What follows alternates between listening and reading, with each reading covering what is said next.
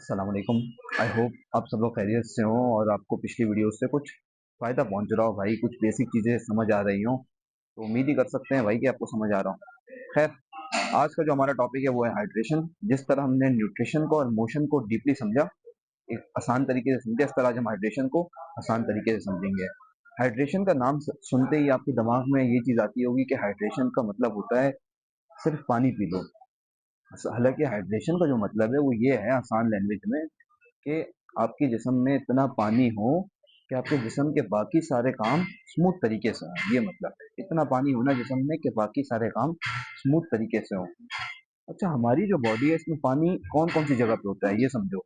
एक तो सेल्स के अंदर होता है, दूसरा हमारा ब्लड का मेजर पार्ट पानी है, तीसरा ब्लड के अलावा तीसरी जो जगह है वो है हमारे जॉइंट्स और बोन्स को लुब्रिकेट करने में पानी काम आता है।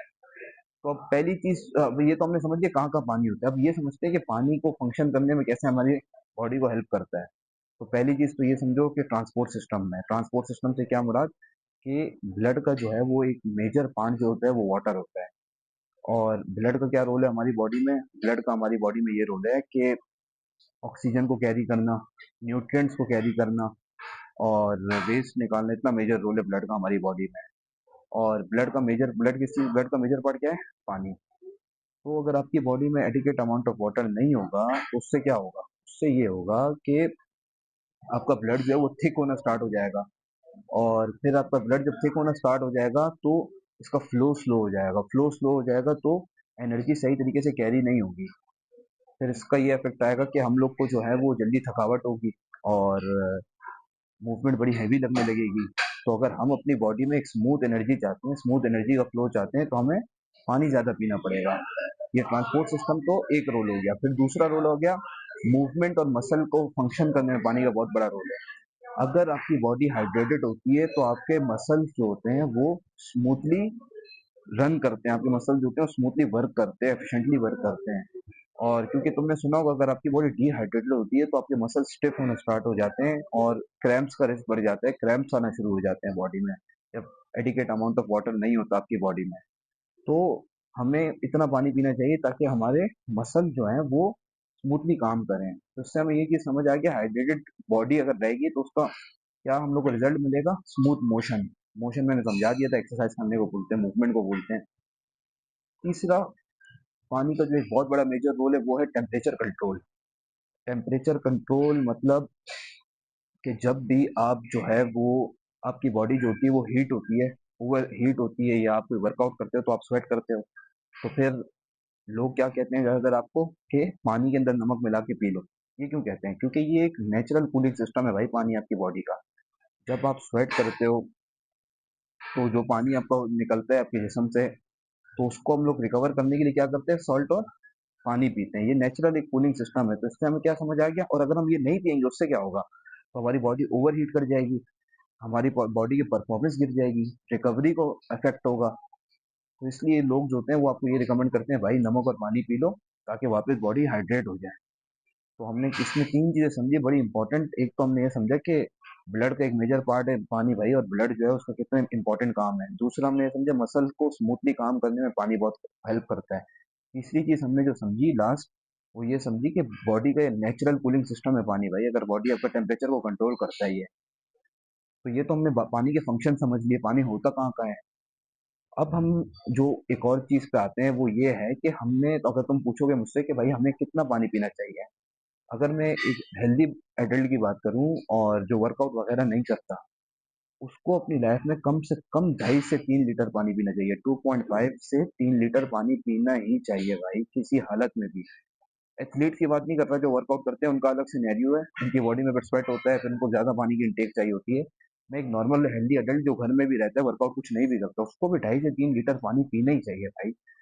उठने के बाद जो उसके शुरू के 10 घंटे हैं, उस 10 घंटे में 2.5 से 3 लीटर को वो डिस्ट्रीब्यूट कर दे भाई। क्यों नहीं कर सकता? पानी सबसे अच्छा तो ये है कि जब वो नींद से उठे तो वो 8-9 घंटे पानी नहीं पिया होता, बॉडी डिहाइड्रेटेड स्टेट में होती है। तो उठते साथ ही 500 ml से लेके 1 लीटर पानी वो पी ले भाई, आराम आराम से धीरे धीरे सिप बाय सिप पी ले। और बाकी जो पानी बचा है 2 लीटर, उसको पूरे दिन में डिवाइड कर दें।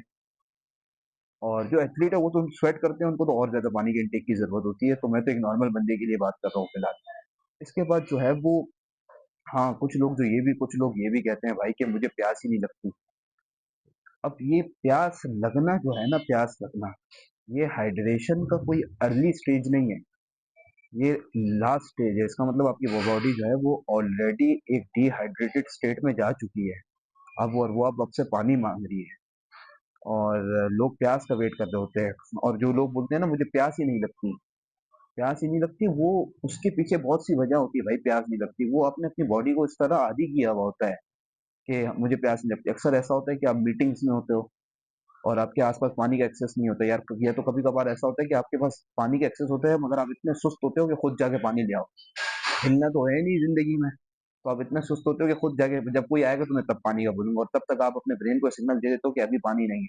और आपका ब्रेन फिर इतना स्मार्ट है तो वो उसके अडेप्ट कर लेता है भाई कि आज पानी हमारे पास नहीं है इस टाइम। तो हमने अपनी बॉडी को इस तरह आदी कर दिया है कि पानी नहीं है। तो मेरे भाई पानी पियो। दूसरा एक और ये कि लोग बोलते पानी बहुत पीते तो वॉशरूम जाना पड़ता है। अबे तो क्या हो गया यार, नेचर कॉल आ गई, जाओ वॉशरूम करो। पानी तो जरूरत है जिस्म की भाई, कि मैंने ऊपर बताया कितने इंपॉर्टेंट फंक्शन में पानी काम आता है आपके। तो आप एक वॉशरूम की वजह से पानी नहीं जा रहे भाई, अजीब हो। इतनी सुस्ती भरी हुई है ना हमारे जिस्मों में कि पूछो मत। फुल सुस्ती भरी हुई है हमारे जिस्मों में। तो पानी भाई अपनी जिंदगी में ऐड करो। हाइड्रेशन जो है ये कोई हैक या कोई सप्लीमेंट नहीं है, ये एक हैबिट है जो अपनी लाइफ में आपने ऐड करनी है। अपने लाइफ में पानी पीना ऐड करो, उसको हैबिट बनाओ, क्योंकि ये आपको काफी जगह सपोर्ट करेगी भाई। आपको रिकवरी में सपोर्ट करेगी, स्टेमिना बिल्ड करने में सपोर्ट करेगी, मूवमेंट में सपोर्ट करेगी। तो हाइड्रेशन को इग्नोर नहीं करो, हाइड्रेशन बहुत इंपॉर्टेंट है, हमारे मोशन के दौरान बड़ा काम आता है। इसको अपनी हैबिट बनाओ, और जितना जल्दी हो सके आप कल से ही अपना 2.5 से 3 लीटर पानी की इंटेक बढ़ा दो, और इसको रोजाना हैबिट बनाओ। और इसको अपने शुरू के 10 घंटे में डिवाइड करो। सबसे अच्छा है तो 500 ml से 1 लीटर तो सुबह ही आप पी लो, उसके बाद आप बाकी दिन में डिवाइड करो। और जो एथलीट देख रहे हैं, जो भी तुम में से एक दो दोस्त जो है मेरे, वो वर्कआउट भी करते हैं, तो तुम तो भाई जरूर ज्यादा पियो। 3 लीटर से ऊपर जाओ, 4-5 लीटर में जाओ भाई। 1.5 लीटर का तो अपने पास से बॉटल ले लो, वो जिम में जाके पी लिया करो। तो हाइड्रेशन को अपनी हैबिट बनाओ, फाइनल यही मैं बोलूंगा। और फिर मिलते हैं हम इसके बाद एक और वीडियो पे यार, जिंदगी रही तो। एक लास्ट टॉपिक है, उसको भी डाइसेक्ट करेंगे इंशाल्लाह। अल्लाह हाफिज़।